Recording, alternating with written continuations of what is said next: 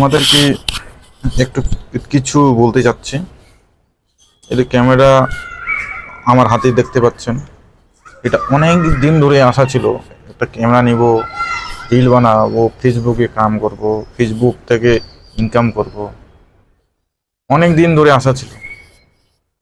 আর final আমার কাছে camera এসে গেছে।